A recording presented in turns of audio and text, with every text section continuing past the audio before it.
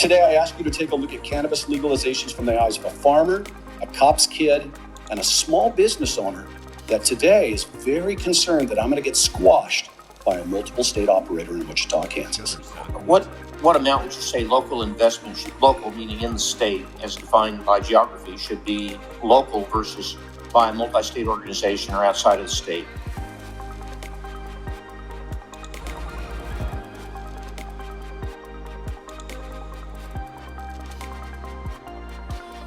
Well, guys, here's someone who's been a big voice for the campaign for a long time. Senator Cindy, of course, we've seen each other a couple of times, maybe not in a video like this, but as we kick this week off, I mean, we'll get right to it.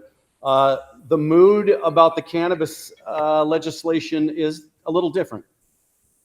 Yeah, I would say we've had a lot of steam really leading up to the session. We had interim committees where we had a number of senators as well as representatives discussing medicinal cannabis, talking about crafting a bill to bring forward. And then right before the session started in January, the news broke that committee chairs were being changed up. So that has kind of changed the mood a little bit.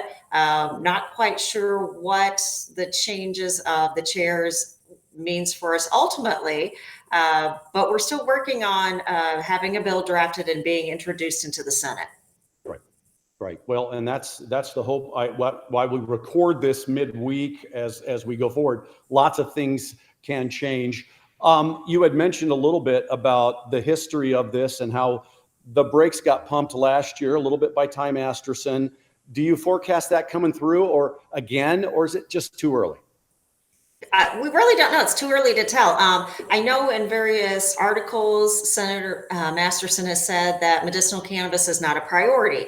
Now, in what context did he mean that? That it's not one of his priorities as far as something he's going to push, and that maybe he doesn't, he's personally not interested.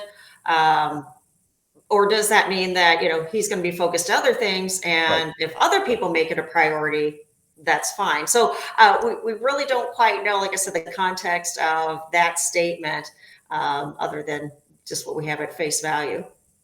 Yeah. One of the things that, as I've been in the industry for 5 or so years, that jumps out at me is this, and that is the taxation dollars that come in. And I want you maybe to expand on this. I think I read a month ago, 42 million from the Oklahoma Cannabis Coalition went to Oklahoma schools last year, 42 million.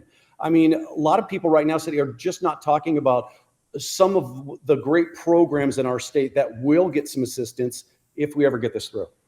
Oh, yeah. I mean, there are so many benefits that would be available in terms of revenue, but, obviously helping people with chronic conditions. But additionally, we have a water crisis that's looming too. So, it would make sense for Kansas to have a new crop that is less water intensive than some of the crops that we currently have. So there's a lot of reasons to move forward with this.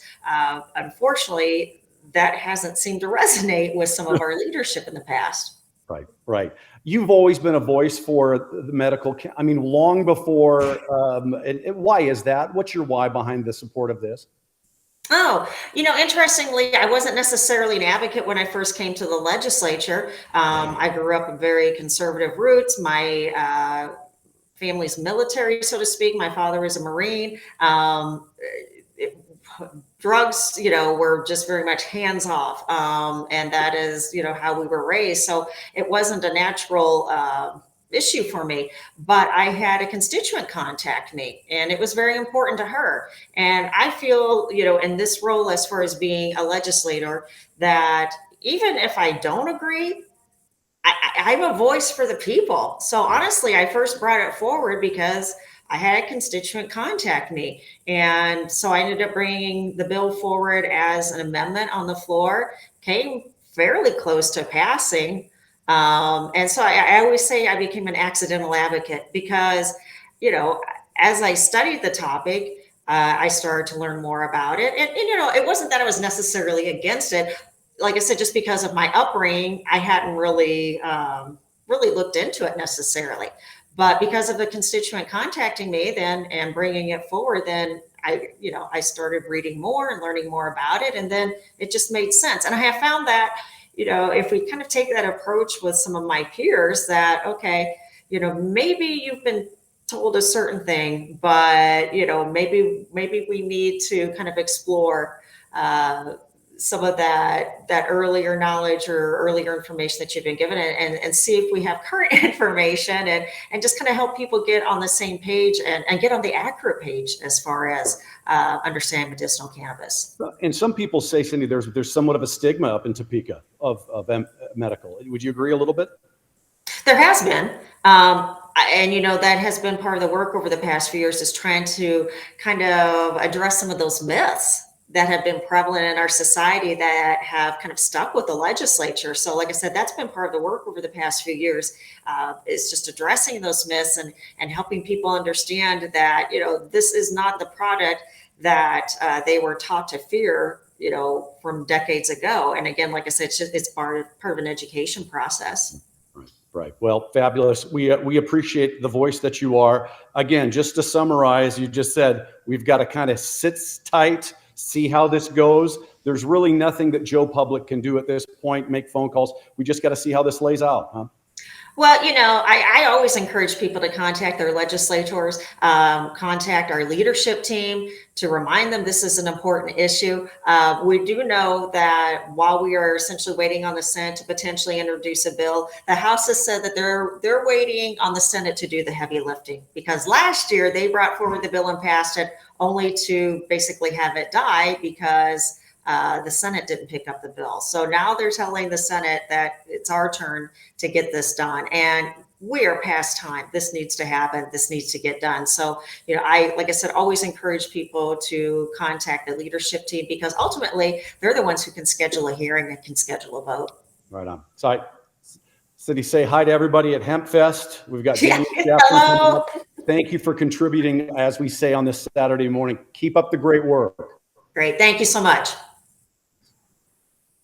Perfect. Great. Great. All right. Well, very good. Thank you. Absolutely. Thank you. Keep up the fight, and I'm glad you found time for us. And I guess we'll do this. Yeah, and it's the same thing I've told a lot of people, here in another week or so, time's going to start going really fast. And then all of a sudden it's like you're halfway through the session. So, and yeah, it's like you got the hourglass and, things are going. And then all of a sudden it's like, bam, and it's done. Well, I'm in real estate. I own a couple of dispensaries down here, really bougie and boutique. And the confusion with Delta 8 and Delta Derek has been interesting. Yeah, no, and there's always plenty of confusion here in Topeka. Crazy. Have a great day. We'll see you soon. Thanks, appreciate it. Legislature, which is working on a medical marijuana bill right now ahead of the upcoming legislative session. We made progress last session. A bill passed through the House, came over to the Senate, but that bill was not picked up on and worked. That bipartisan bill passed 79-42. It was the first time ever a bill regarding marijuana had made it to the House floor.